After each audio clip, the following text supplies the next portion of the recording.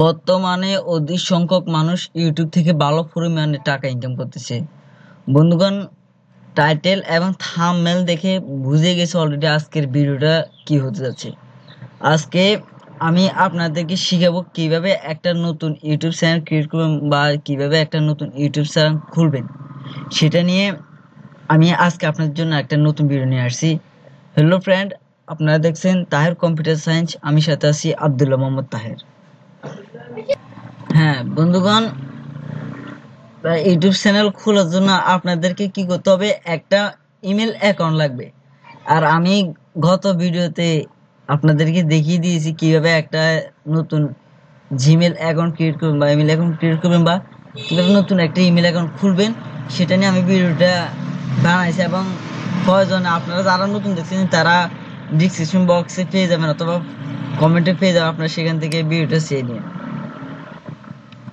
তো বন্ধুগণ, আর সকল অ্যান্ড্রয়েড ফোনে, যে কোনো অ্যান্ড্রয়েড ফোনে একটা অ্যাপ থাকে, সেটা হচ্ছে ইউটিউব।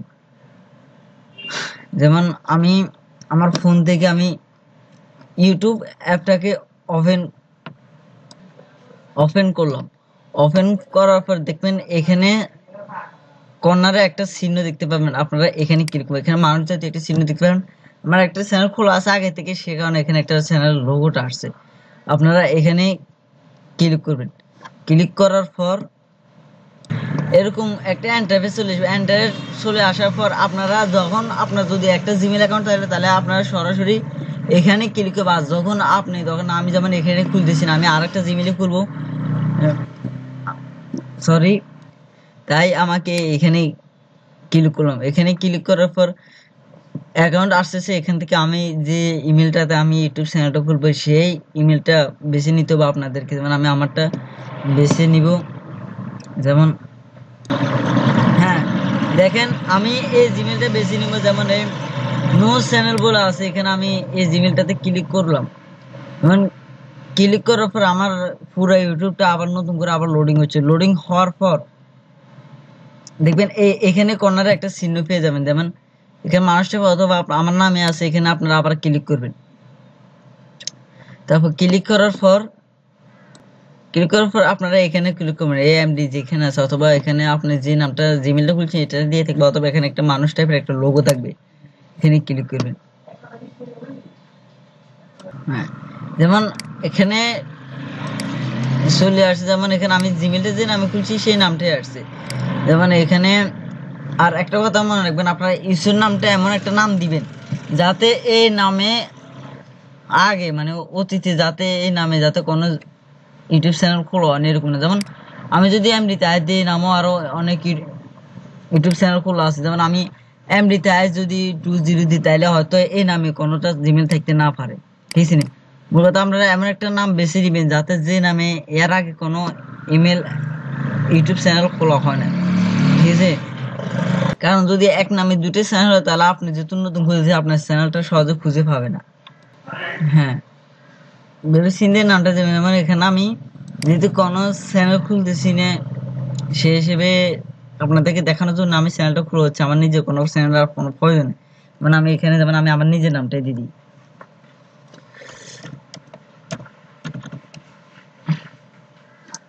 যেমন আমি আমার ফার্স্ট নামটা দিলাম আব্দুল্লাহ। যেমন তারপর থার্ড নামটা দিব, যেমন আমি একটা নাম দিয়ে দিন। এর পর এখানে ক্রিয়েট চ্যানেল বলে একটা অপশন পেয়ে যাবেন, আপনারা এখানে ক্লিক করবেন। তারপর যেমন ক্লিক করার পর একটু অপেক্ষা করেন, লোডিং হচ্ছে। যেমন তারপরে